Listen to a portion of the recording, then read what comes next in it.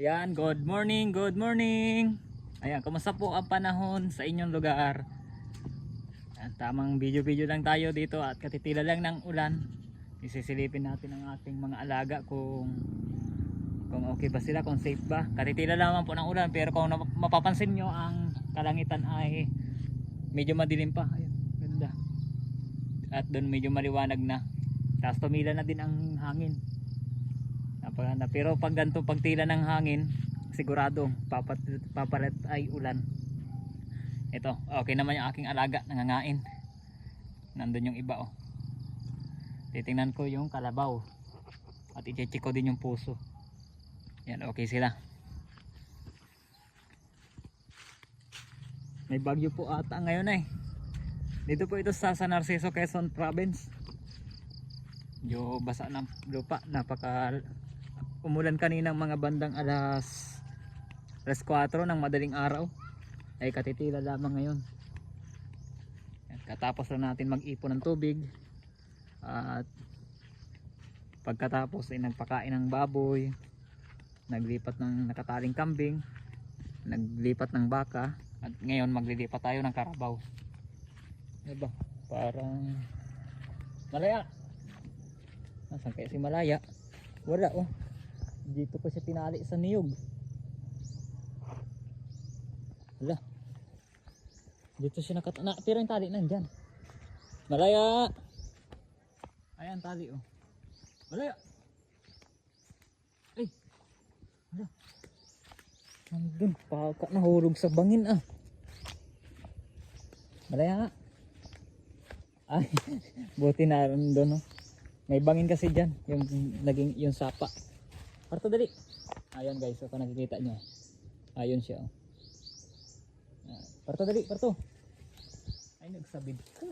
Grabe, oh. Grabe umikot ang tali. Napaka tibay magsabid nito. Yan po ang aking alaga na si Malaya. Bali buntis na po yan, 2 months. Tapos yung isang baka ko ay nagpakasta nung 7 nung isang araw. Bali manganganak si Malaya, pareho naman sila 9 months ata, tama po ba sa mga ka-farmers natin dyan? 9 months ata nanganganak ang ganitong baka, kalabaw. Kung 9 months man manganganak itong aking alaga si Malaya, 2 buwan pagkalipas ng panganak niya, manganganak naman yung isang baka, di ba? Dami nating alaga. Bali ang alaga ko ngayon ay 3 baka, 2 kalabaw, bali 5 sila. Bukod yung kambing at baboy sarili ko po. Ito ay mga inaalagaan ko lamang. Bali may kahabahagi lang ako. Dito kay Malaya ay sa anak ni Malaya, hati kami ng may-ari pag nanganak. Ay nanganak na siya ng isang anak. Doon may paghati na kami, kung mabenta man yun ng 30,000 o 20, may kalahati kami. Tapos pag anak nito, meron na naman, di ba? Tapos yung baka ganun din. Napakasarap mag-alaga ng hayop. Tapos pag nakikita mong dumadami at masigla sila, ayan, mabait pati yan. Diyan ka lang, lipat. Siguro naman hindi ka liligo ngayon, malamig ang panahon. Mabait po yan. Oh, may sugat ka sa ulo. Suag ka ng suag ata ay. Ayan, nagpapalipat na siya. Nagpapakamot din po ito. Ayan, hanggang dito na lang po muna. At hindi tayo makapagdagat, hindi tayo makapaglinis sa niyugan, hindi makapagkopra, uling. At pangit ang panahon, medyo tapos paga pa ang ating ngipin, masakit. Kahit pagbuhat nga ang tubig ay sumasakit. Tapos pag gantong malamig ang panahon, diyan ka lang, papakamot siya.